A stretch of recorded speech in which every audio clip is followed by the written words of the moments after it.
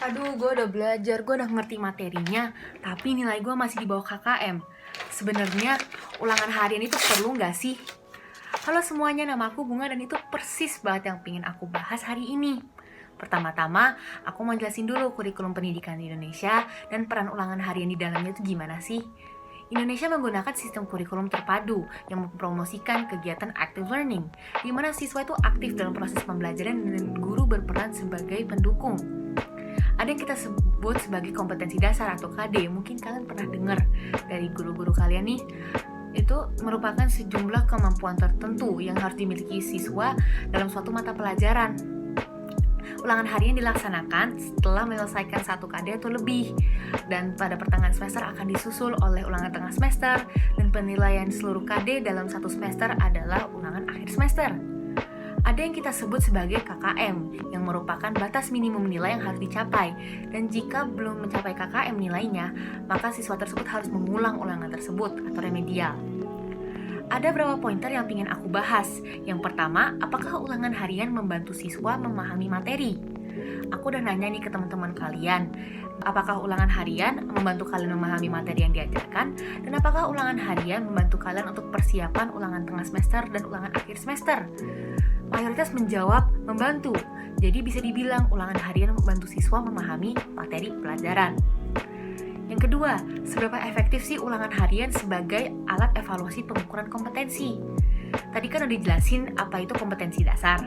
Nah, ulangan harian itu seharusnya bisa menjadi alat penilaian buat kompetensi dasar yang dimiliki siswa untuk mastiin mereka itu udah siap atau belum sih buat melanjutin ke materi berikutnya.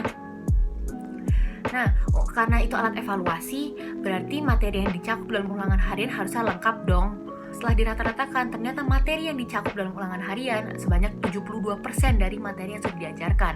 Bisa dibilang cukup tercover lah. Apakah ulangan harian bisa dijadikan tolak ukur terhadap pemahaman materi yang diajarkan? Yang dimaksud adalah, apakah ulangan harian bisa jadi alat ukur terhadap kalian itu udah paham atau belum sih materinya? 54,5% menjawab iya. Kemudian, aku juga nanya, apakah KKM sudah menggambarkan pemahaman minimum atas materi yang diajarkan?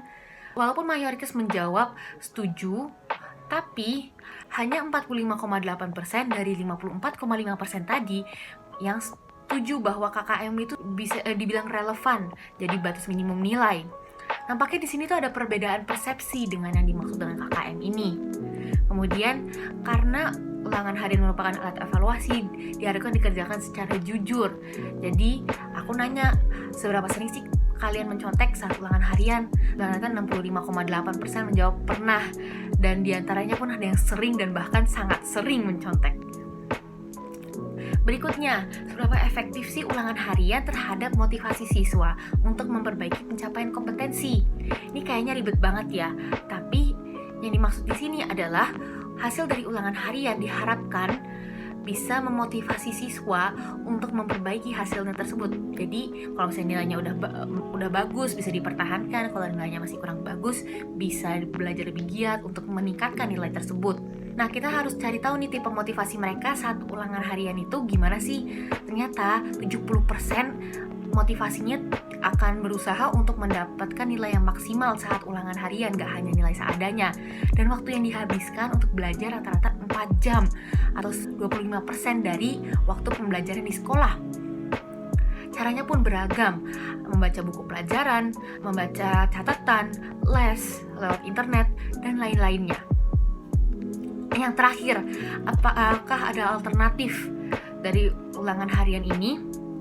Aku minta teman-teman kalian buat ngurutin metode evaluasi mana sih yang menurut mereka paling efektif. Ternyata ulangan harian menempatkan posisi terakhir dibandingkan tugas dan PR, diskusi dan kerja kelompok, proyek dan portfolio, tes lisan, dan jawaban ekstra esai. Di sini dapat disimpulkan bahwa ulangan harian cukup efektif dalam membantu siswa memahami materi sebagai alat evaluasi dan untuk motivasi memperbaiki pencapaian kompetensinya tersebut. Tapi nampaknya ada perbedaan persepsi dari indikator pemahaman materi ini. Jadi mereka nganggep mereka udah ngerti 85% dan KKM 75%. Tapi sebenarnya mereka cuma ngertinya 70%, jadi nilai mereka masih di bawah KKM. Meskipun ulangan harian cukup efektif sebagai metode evaluasi pembelajaran, tapi itu merupakan pilihan terakhir bagi mayoritas siswa. Untuk mendukung kesimpulan-kesimpulan tadi, aku punya beberapa saran buat guru-guru, buat orang tua, dan buat teman-teman sekalian. Buat guru-guru, bisa menjelaskan kepada siswa apa aja sih kompetensi dasar yang harus dicapai saat akhir pembelajaran, biar kita bisa nilai sendiri kita itu udah ngerti atau belum sih sebenarnya materinya. Kemudian mengulangi kembali materi kalau nilainya belum sesuai target, dan mempertimbangkan metode evaluasi lainnya yang mendukung kegiatan active learning tadi. Untuk orang tua dan teman-teman bisa berpikir lebih terbuka terhadap manfaat ulangan harian, karena hasil ulangan harian tidak hanya untuk rapot, tapi juga untuk evaluasi. Kita tuh sebenarnya udah ngerti atau belum sih materinya. Jadi untuk orang tua tidak harus memaksa anaknya untuk mendapat nilai di atas 90 secara terus-menerus di dalam semua mata pelajaran, melainkan bisa mendukung dan memotivasi anaknya supaya bisa lebih baik hasilnya ke depan. Dan teman-teman sekalian, kita harus menghilangkan kebiasaan mencontek ini supaya hasilnya lebih efektif. Jadi apakah ulangan harian itu perlu? Apakah ulangan harian itu efektif? Menurut aku perlu dan efektif. Namun, karena ada perbedaan persepsi ini dari ulangan harian dan fungsi dan manfaatnya, jadi pelaksanaan ulangan harian ini belum maksimal.